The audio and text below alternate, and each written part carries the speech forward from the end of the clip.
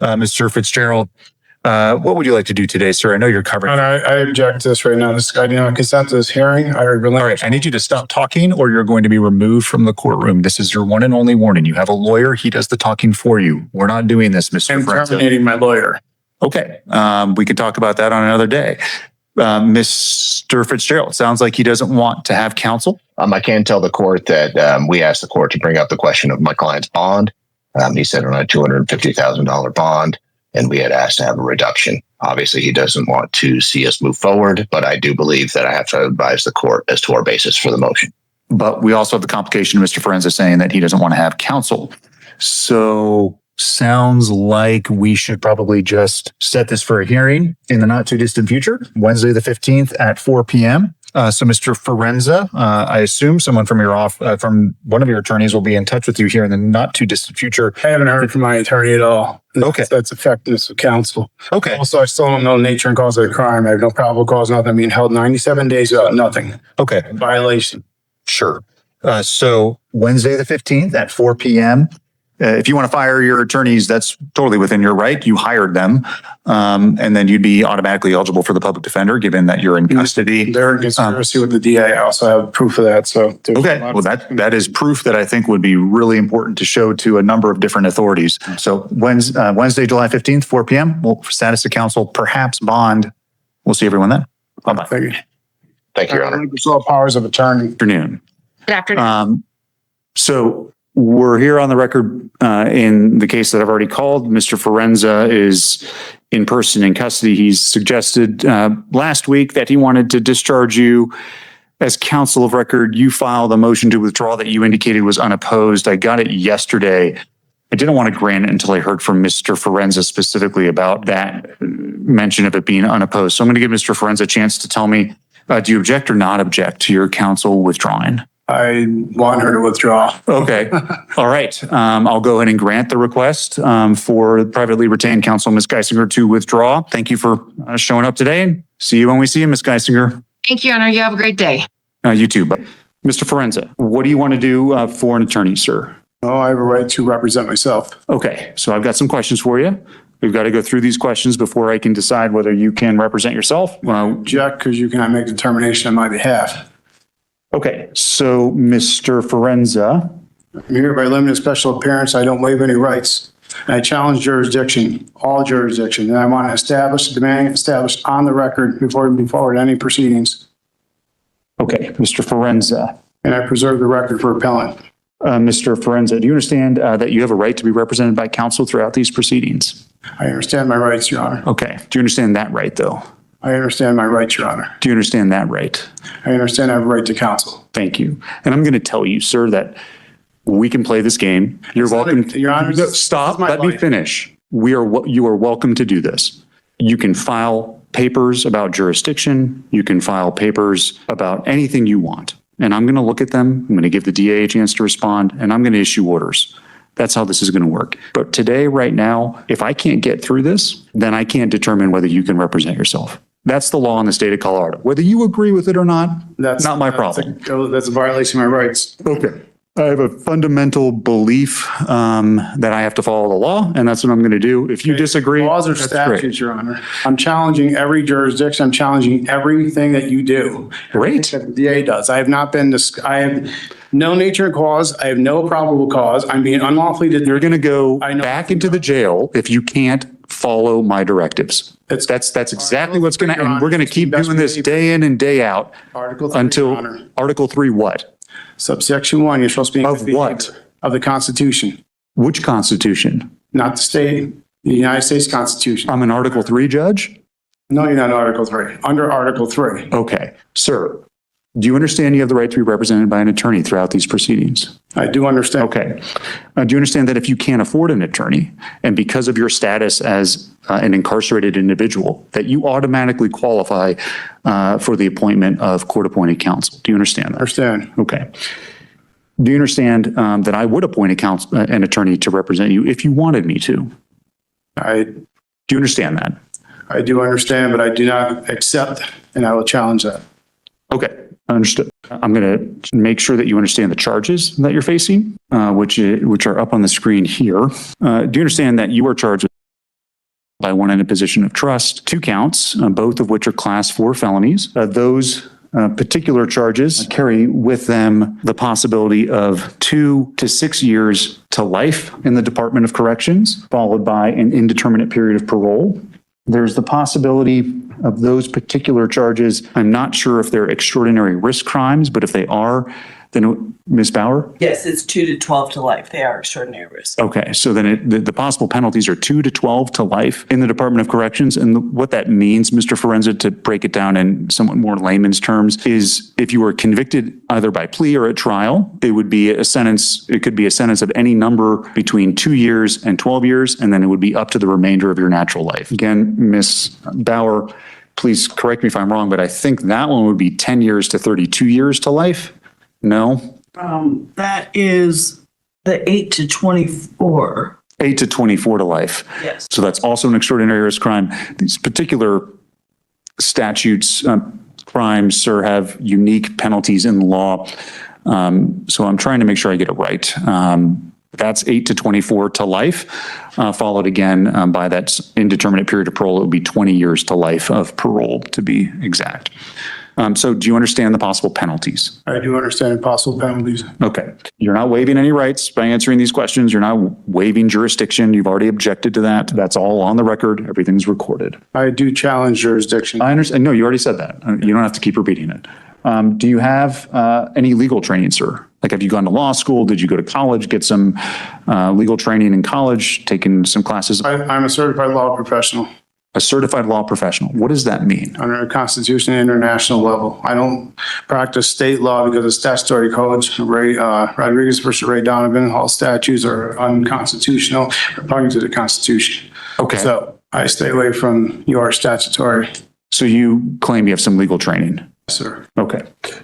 Did you go to law school? No, I was going to apply, but I decided not to. I understand that the legalese that is used is basically doesn't make sense to our rights, and it's a whole different ballgame. Okay. I understand where it's derived from also, too. I studied that. Great. Did you go to college? I have. Where did you graduate from college? I graduated from ITT Technical Institute, bachelor's degree, In what? information security cyber specialist. Okay. So you're a high school graduate, graduated from college, have some legal training. Are you not under the influence of any alcohol, drugs, or medication that may negatively affect your ability to think clearly here today? Well, obviously, I'm in torture cuffs and unlawfully detained, so no alcohol, no drugs. Okay. Believe it or not, sometimes folks manage to get a hold of those things in jail, but I don't drink. I don't do that stuff. great. Do you want to consult with the public defender, not as an appointment, but just to talk to them? I would be waiving my rights and giving up jurisdiction. It would not be waiving your rights. It would not be giving up jurisdiction. It would simply be consulting with the public defender before you make this decision. No, sir. Okay. Do you understand that criminal law is a remarkably complicated area? That folks like Ms. Bauer have been doing this longer than I have. They've gone to law school. They've practiced law for many years. They've had to take a test, pass a bar exam. It's complicated. It's not easy. Do you understand that? I do understand. I do understand that I'm being deprived free access to the courts and law to defend myself. And there's no resources for us here. And that's a violation. Okay. I do understand that. Okay. So had I have more stuff to do what I have to do and discovery and also Brady content, extrinsic, intrinsic evidence, everything, I would be able to fight my case. Okay. But I'm being dragged through this with nothing. So I've been unlawfully detained for 104 days now with nothing. Okay. You think that's fair? That's unfair trial. Okay. So do you understand that criminal law is a complicated field? I do understand it's complicated. Okay. Do you understand that you have the right to confront, cross-examine witnesses, put on evidence in your own defense, demand a trial before a jury or a judge? That's correct, and face to face. Okay. And do you understand you have the right to subpoena witnesses to compel them to testify on your behalf or as part of your case? That's correct, sir, but it's hard when I'm here and I have no resources to do that. So again, it's one-sided and the thumb is on the scale. Okay. Do you understand that once you make this decision, there's a distinct possibility that there's no going back? I do understand. I'm fighting for my right, my life and my rights. Right.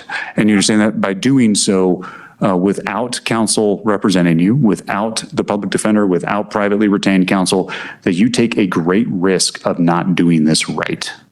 I take a great risk with counsel, and I do understand the risks involved. But Tell me what the risks involved are. not being provided the essential elements to the case Okay.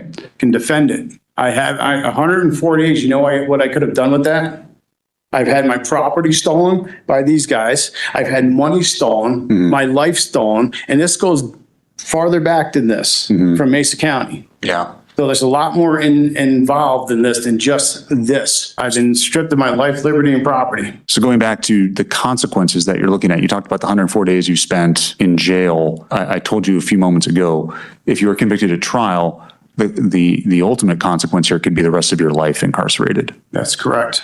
And you want to run the risk of trying to represent yourself, thinking you're going to do it better than anyone else who could assist you, period. Your Honor, this is the racketeering system here. I've talked and I've interviewed many people here, and it's the same thing with the public defenders. You put excessive bails. You just go to extreme, taking their life away. And I understand there's certain consequences. Yes, you have to do what you have to do.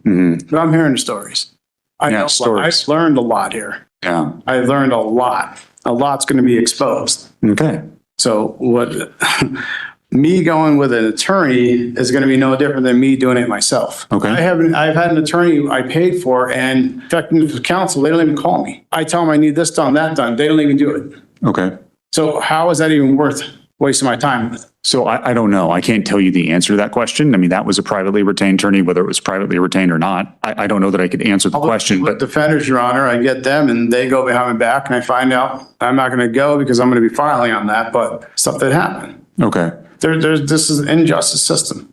Okay. There's no fairness here. I'm not going to have a fair trial. There's not going to be an impartial jury. I've been slandered all over the U.S., the internet. So how are you going to have a jury come in and sit now on my case? It's your duty to make sure that that doesn't happen. Right. It's beyond that. Yeah. It's beyond that. It is my job to make sure you get a fair and impartial jury. And I will make sure that happens if and when we get to that point. It's also my job to try and advise you against making, I don't know that it's my job to advise you, but it is my job to tell you that you make a great chance of making a mistake by choosing to represent yourself. But I don't know that I'm going to be able to really impart that upon you any more than I have already done so, especially when you have as much on the line as you do.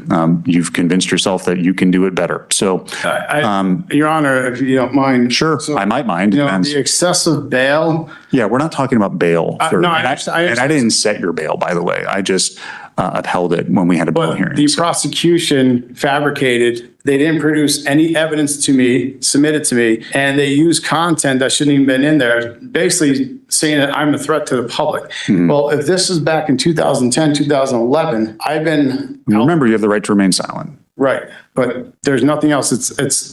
I've done nothing. Well, I think at your bail hearing, I mentioned that there was a prior case in this courthouse, so somebody was dismissed. right. Right, and it was, federal court had jurisdiction, Your Honor, and that's why Mr. Groton didn't want to accept that. So he unlawfully had me detained, okay, which is a violation. So it wasn't I didn't show up. I came there, I filed on the record with the court, and I also appeared and to verbally tell him. And what happened when you did that? He got mad. Oh, he got mad. He Okay. got very mad.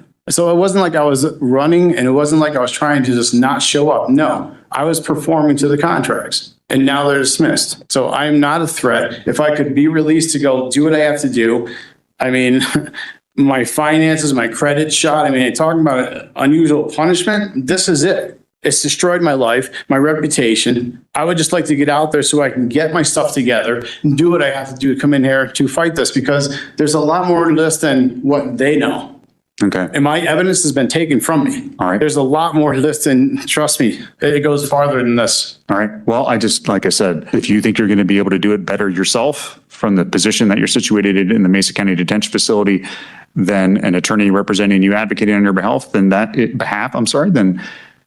his decision alone, he has full awareness of the right that he's exercising, and he is competent and capable to at least the minimum degree to be able to litigate these matters himself. So with that being said, Mr. Forenza, this is otherwise a review hearing. So you're going to have to follow all the rules of court, all the rules of law, like Miss Bauer would. You're not going to get any breaks or benefits because of your status as a pro se defendant. What would you like to do today, sir? Personam, pro se is Yeah, obviously okay. You can put all that in writing. What would you like to do today, sir? Well, I'd like to express the excessive bail. Okay, we're not going to address bail on the record because we've already done it in person. There's a specific statute that allows you to demand a hearing on the issue of bail one time in person. You can file that motion and I will look at it and then we can schedule it for a hearing.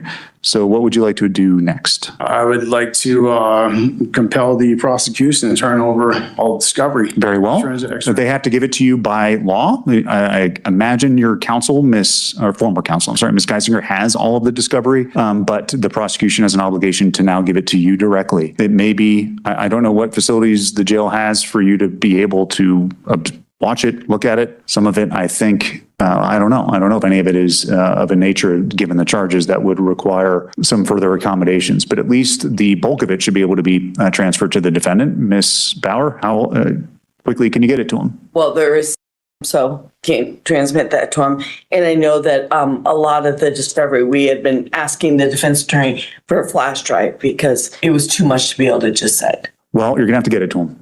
So whether you put it on a disk, flash drive of your own, they'll be getting you your discovery and they have to do it within a prescribed period of time. Including the Brady content, Your Honor. Well, of course, they have to. They have to give you exculpatory information that's in their possession. Otherwise, they risk losing their right to practice law. And by they, I mean Ms. Bauer and anyone else who may handle this case.